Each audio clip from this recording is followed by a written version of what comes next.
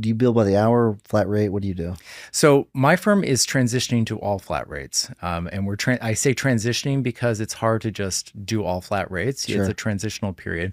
So we've started doing divorces, flat fee divorces. There's certain categories that would qualify, but like we do a mediation flat fee where we act as mediators, but actually write the agreement, get them divorced.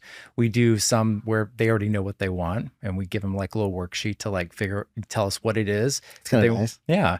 And then we've got like basic where no one has anything. And so we have all of those sorts of things.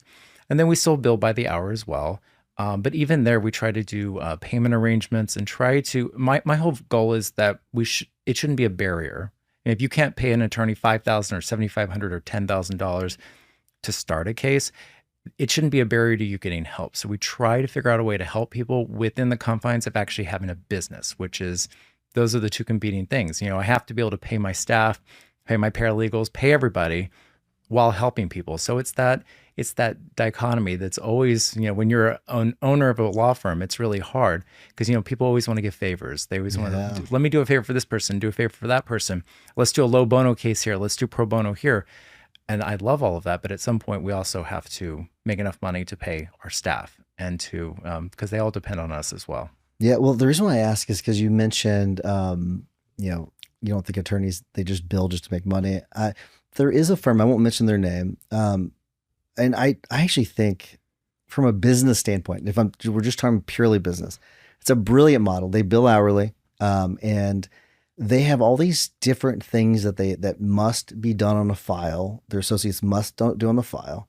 The reason why I think it's brilliant is that, again, from a business standpoint, purely business, from like making money is what I'm talking about.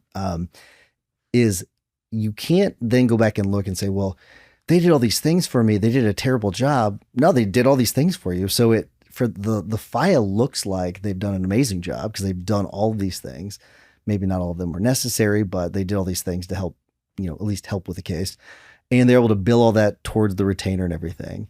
And I wonder if part of the problem is the billable hour. What your thoughts are on that? I think it's a huge part of the problem. I mean, I hate the bill by hour. If I didn't have to ever bill by the hour again, I would not. It's the one thing that drives me absolutely insane. I'm one of those people that does my entire day and then I go back and bill because I just can't, I don't like the whole idea of I just got off the phone. Let me go put in my entry real quick. Yeah. I really don't like that. But it is the problem.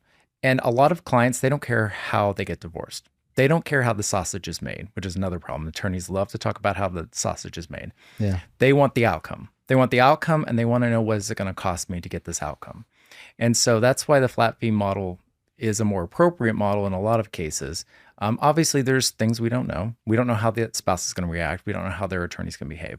But in terms of a hourly rate, everyone gets bogged down on how much the hourly rate is or isn't and all of this stuff. When really at the end of the day, we just need to figure out how to get our clients from point A to point B. And yes, right now we have to bill by the hour on cases that are truly, kind of, we don't have a clue what's going to happen. So we Sure. have to do that. But if I could get away from it completely and figure out like this way, this magical way, and I've thought of things. I mean, we thought about flat fee, like parts of cases, like flat fee and like filing a complaint, flat fee going to court, doing sort of flat fees along the way.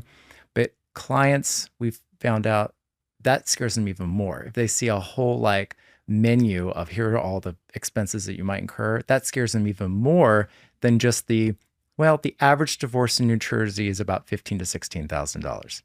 A lot of times they just feel comfortable with that. And that's a billable, like traditional contested case. Yeah. They feel more comfortable with that than giving me a menu of things because we've tried it and it scared them. They're like, well, what if I have to do all these things? Because they take out their calculator and start adding them all up. And they're like, Right. Yeah. crap, it's going to cost this much. I'm like, no, you're not going to do all of these things. But so I don't know how to get away from the hourly model entirely as long as there's other attorneys out there doing it, because if they're doing it, it puts pressure on us as well. Because, if I get a stack of discovery from my adversary, my client's gonna be like, well, if I have to answer it, they have to answer it too. Sure. So now all of a sudden we've started this back and forth that's not productive for anybody.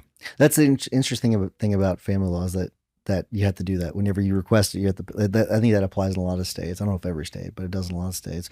How do you navigate the situations though with like a flat fee where it's like just a client that is sucking up all your time. How do you deal with those situations? So we specifically set forth like how much communication they get with the office, exactly what we're going to do. The scope of service is very specific.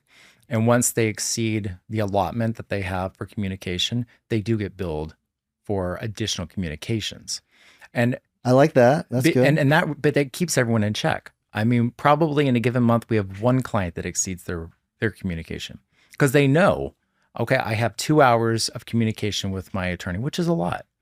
2 hours, and they don't always think that, but yes, they don't always think yes. that, and that's in addition to like an initial strategy session. It's in addition to getting revisions to their agreement. Those things are all separate. It's like above and beyond.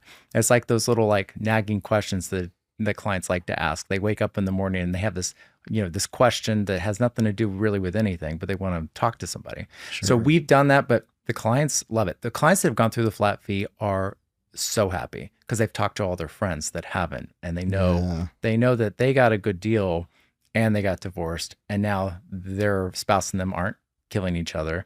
Their kids are happier. Everything is a better situation, and they saved a lot of money. Yeah, they know what the cap is, unless they over communicate. Right.